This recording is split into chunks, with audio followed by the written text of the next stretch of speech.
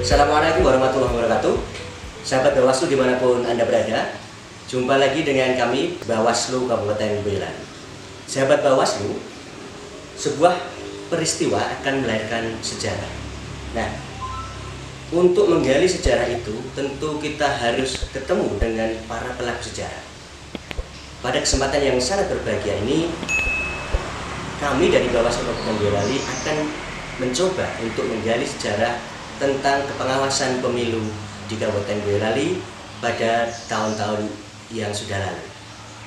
Bersama kami pada hari ini telah hadir beliau Bapak Joko Mardianto, Sarjana Hukum, Magister Hukum, Kaliber Doktor. Beliau adalah Ketua Panwas Kabupaten Boyolali tahun 2008. Pak Joko Mardianto ini seorang tokoh di Boyolali yang sudah tidak asing lagi bagi kita semua.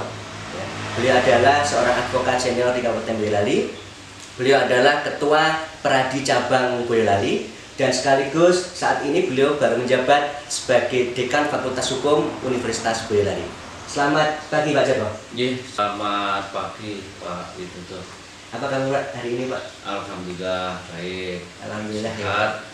Yang paling penting itu ya Pak ya. Iya. Dan terima kasih atas waktu yang diberikan kepada kami tim Humas dari Bawaslu Kabupaten Boyolali untuk menggali Pak hal-hal yang dulu pernah terjadi dalam proses kepengawasan pemilu di Kabupaten Boyolali. Baik, sahabat Bawaslu yang berbahagia, kita akan mulai menggali apa saja sih sebenarnya dulu yang terjadi terkait dengan proses pengawasan di Kabupaten Boyolali. Pak Joko, mungkin bisa diceritakan kepada kami Pak, karena kami ini kan generasi penerus Bapak ya di kepengawasan pemilu di Boyolali ini. Kegiatan apa saja sih Pak sebenarnya dulu yang Bapak ikuti? Artinya momen pemilu atau pilkada tahun berapa saja yang Bapak ikuti? Iya, terima kasih. Jadi saya mulai ikut di Panwaslu itu di tahun 2005. Pada waktu ada pemilihan Bupati dan Wakil Bupati secara langsung. Di situ saya berposisi sebagai anggota Panwaslu Kabupaten, lalu ditunjuk oleh rekan-rekan menjadi Ketua Panwaslu.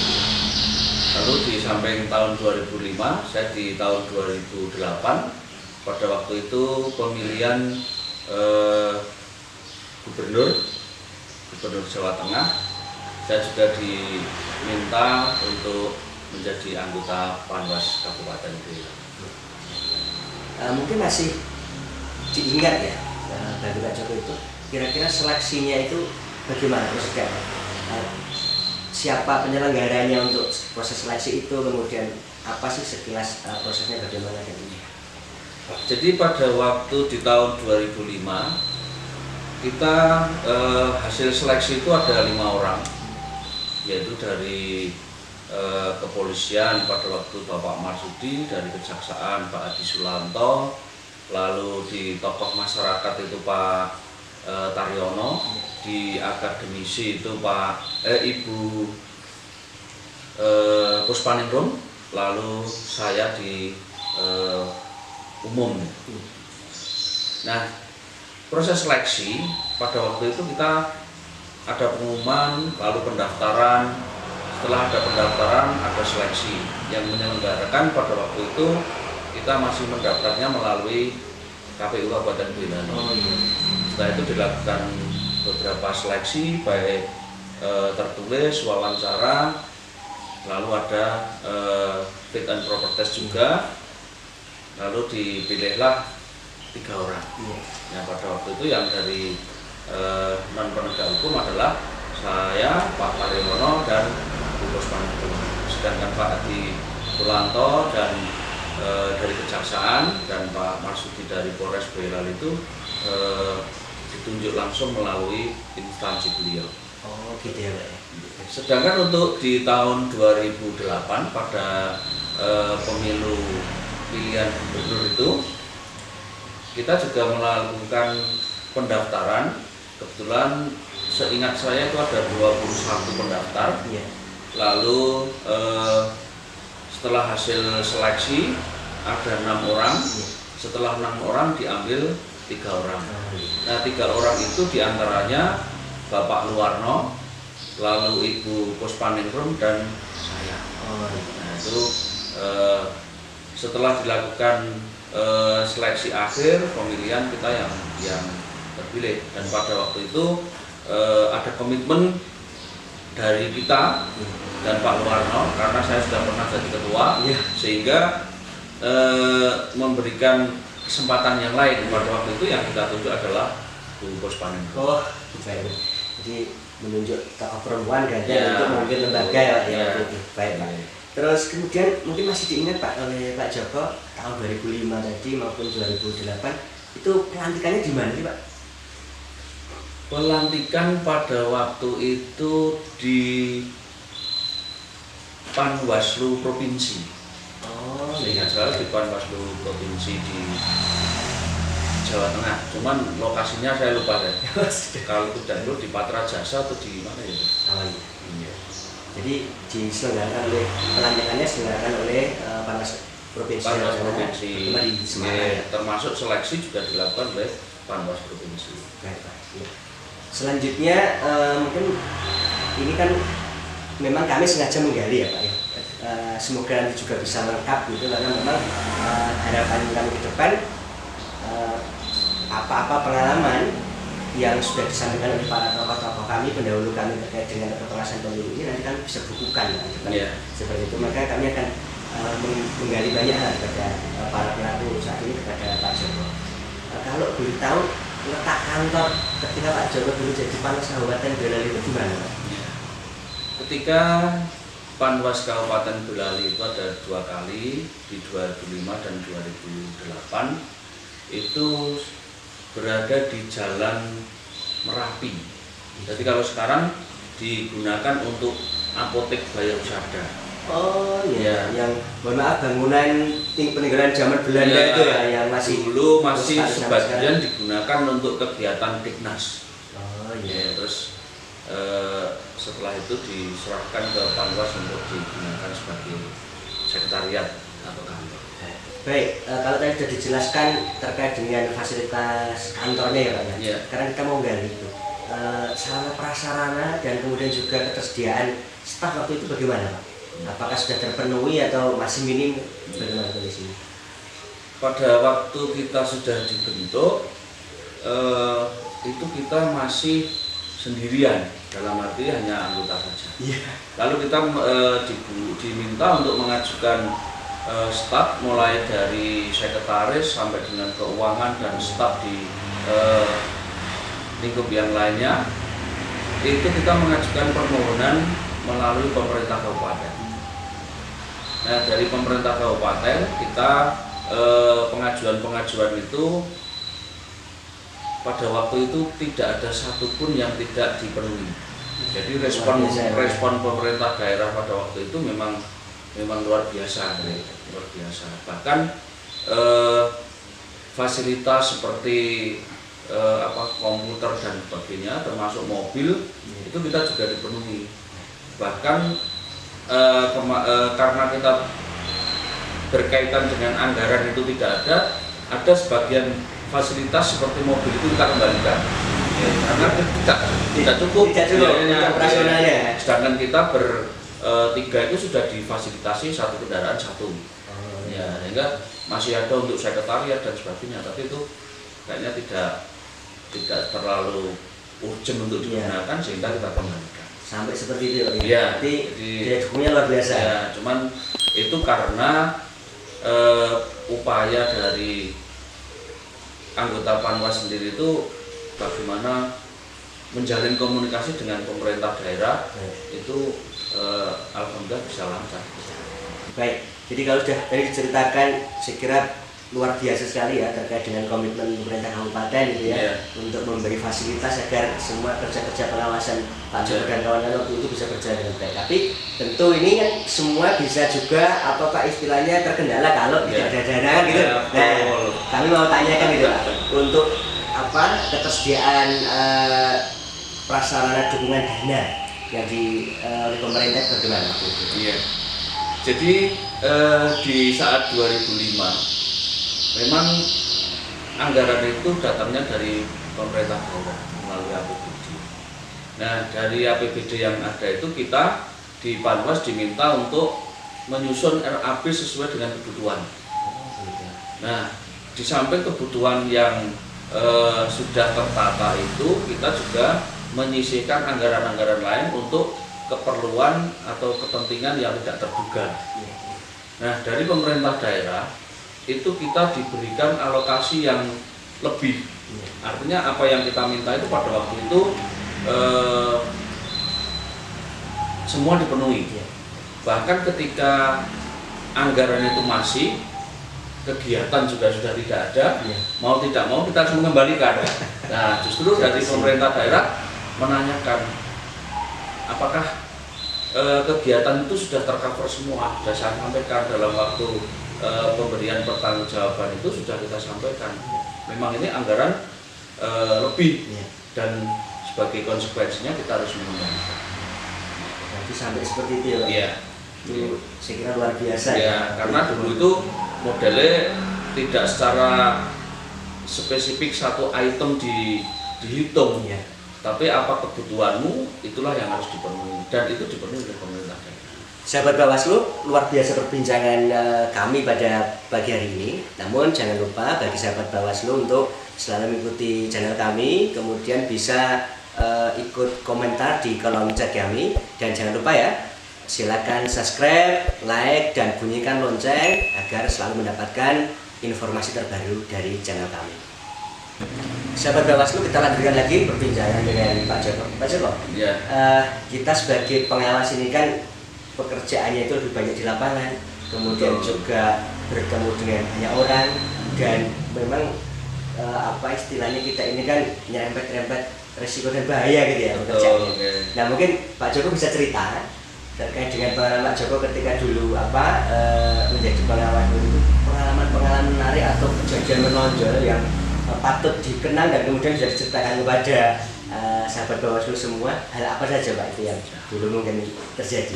Jadi ada beberapa hal atau beberapa pengalaman yang pernah kita alami bersama teman-teman Panwas pada saat itu. Yang pertama, pada waktu itu kita sudah melakukan atau memperingatkan salah satu kantor milik pemerintah daerah Kabupaten Boyolali. Ternyata di tiang bendera yang ada di kantor itu ada dikibarkan salah satu partai politik, bendera partai politik. Nah, itu saya yang menurunkan. Nah, pada waktu itu karena yang ada di situ hanya petugas yang ada di situ, tidak ada masalah kita menurunkan.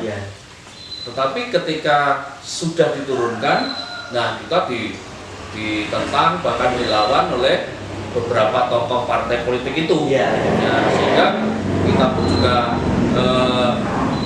tidak pantang menyerah.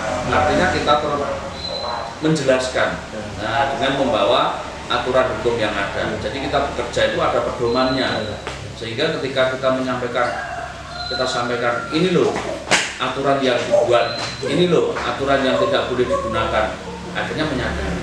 Tapi sebelum itu ya sempat rame lah, itu sampai rame. Tapi bagi saya itu satu dinamika tugas, tidak ada masalah. Kemudian apa lagi Pak? Mungkin ada cerita lain yang menarik juga? Ya, di samping yang sudah saya sampaikan tadi, ada peristiwa kampanye dilakukan oleh calon legislatif, kebetulan seorang perempuan. Nah, itu mengumpulkan massa dengan dalih pengajian. Nah, tetapi di dalam proses pertengahan pengajian itu kita ikut mengamati di situ, ternyata mengeluarkan alat-alat peraga seperti kartu, terus seperti ada tulisan-tulisan itu disebarkan. Nah, ketika disebarkan tidak hanya berhenti di situ, tetapi arah pembicaraan ya itu disampaikan untuk memilih seseorang, ada ajakan ke sana, sehingga langsung kita menghentikan. Nah di situ terjadi seolah-olah dari Panwas itu menghentikan pengajian. Nah, jadi apa? Ada pelintiran Ya, ya. menghentikan pengajian sehingga tokoh-tokoh di situ seolah-olah tidak terima. Tetapi pada waktu itu, walaupun kita masih minim alat yang kita gunakan untuk mendeteksi satu kegiatan, pada waktu itu ada kayak apa itu mas? Perekam itu loh. Handycam. Ya, handycam, mobil tua pada waktu itu ternyata juga di videokan di sana. Nah, ketika kita memberikan penjelasan, kita juga tidak akan debat atau kusir. Iya. Tapi ketika kita sudah film itu kita Buka lagi. iya kita buka lagi, kita perlihatkan bersama, ya akhirnya masyarakat di sana bisa menerima. Dan tokoh-tokoh itu akhirnya minta maaf. Nah, tapi itu kita tidak lanjuti sampai ke KPU pada waktu itu, karena kita rekomendasinya ke KPU. Nah, di samping itu ada hal yang menarik lagi ketika ada kegiatan salah satu partai itu mendatangkan tokoh nasional. Ya, tokoh nasional itu datang di suatu daerah, kalau kita sebut di daerah Ampel, itu yang datang tidak hanya di wilayah Kabupaten Boyolali, tapi dari berbagai daerah, karena tokoh nasional yang hadir luar biasa, penuh di lapangan itu. Nah, ketika itu terjadi permasalahan kebisingan. Jadi pengendara biasa tuh mas, Dodo, kalau ada orang kampanye itu kan Gelombongan. wah, sepeda motor knalpotnya dibombong. Nah, itu kita kerjasama dengan sebenarnya itu bukan pelanggaran kampanye, tapi karena itu mengganggu kepentingan umum, karena kita koordinasi dengan pihak kepolisian, Polres Boyolali dan Satlantas Boyolali, sehingga pada waktu itu diadakan operasi di wilayah itu. Nah, ketika mau pulang ada operasi, pada waktu itu sekitar 258 sepeda motor yang diangkut ke Polres. Kalau tidak salah ingat saya, ada sekitar 8 truk ngangkut itu, karena mau ada dinaikan seperti itu. Nah, itu yang tapi dari pihak yang pihak yang sepedanya diangkut dan sebagainya, ketika kita berikan pengertian, itu juga bisa menerima. Artinya ketika ada konflik, kita pun ikut memberikan pencerahan, dan pencerahan itu diterima oleh masyarakat. Luar biasa ini ya. Jadi pengalaman dulu masih seperti itu ya Pak. Jadi banyak sekali terjadi potensi pelanggaran, kemudian harus Panwas turun langsung dan kita harus bijak gitu dalam menyelesaikan itu. Iya, baik Pak. Pak Joko, sebenarnya menarik sekali perbincangan kita pada pagi sampai siang hari ini. Tapi karena keterbatasan waktu, tentu akan segera kita akhiri. Sebagai generasi yang lebih dulu daripada kami sebagai penerus dari Bapak, tentu Bapak punya harapan-harapan pada kami sebagai penerus Bapak maupun kelembagaan Bawaslu ke depan itu harus seperti apa? Mungkin Bapak punya harapan yang bisa sampaikan. Ya, jadi Bawaslu ini kan punya peran penting terhadap masa depan bangsa. Dalam hal ini di tingkatan pemilu. Nah, harapan kami kalau kita ke flashback ke pengalaman kita ya, undang-undang sudah ada dibuat sedemikian rupa, walaupun di dalam undang-undang itu jelas, tapi kita itu tidak diberikan satu kewenangan yang mutlak untuk bagaimana menegakkan kaitannya dengan seandainya ada pelanggaran. Jadi pengawasan kita itu hanya pengawasan melihat orang berkegiatan, tapi tidak bisa menyelesaikan ketika ada satu kegiatan atau ada pelanggaran. Nah, harapan saya kepada generasi Panwas saat ini atau di masa yang akan datang, yang pertama junjung tinggi terkait dengan kedisiplinan, komitmen dalam rangka menjalankan undang-undang. Kalau kita melihat undang-undang sekarang itu ibaratnya sudah menggigit, tinggal bagaimana Bawaslu yang ada saat ini untuk melanjutkan. Nah, termasuk dari segi etika, dari segi anggaran dan sebagainya nanti diharapkan bisa mempengaruhi kinerja dari Bawaslu. Kalau saya melihat kan ini fasilitasnya sudah sedemikian rupa sehingga bagaimana dengan fasilitas yang sudah ada ini harus diimbangi dengan kinerja yang lebih baik. Nah, harapannya lagi dengan adanya Bawaslu ini lembaga yang permanen, artinya bisa menata atau ikut andil dalam rangka mensejahterakan masyarakat dari sisi pemilihan umum. Begitu, Mas. Sahabat Bawaslu, demikian tadi podcast kita pada pagi hari ini sudah kita laksanakan. Ada kurang lebihnya kami mohon maaf. Sekali lagi jangan lupa tonton kami, like, subscribe, dan bunyikan lonceng untuk mendapatkan notifikasi dari channel kami. Dari saya yang mengantarkan acara ini, bila banyak kekurangannya mohon maaf yang sebesar-besarnya. Kita akhiri. Assalamualaikum warahmatullahi wabarakatuh. Bersama rakyat awas pemilu, bersama Bawaslu tegakkan keadilan pemilu.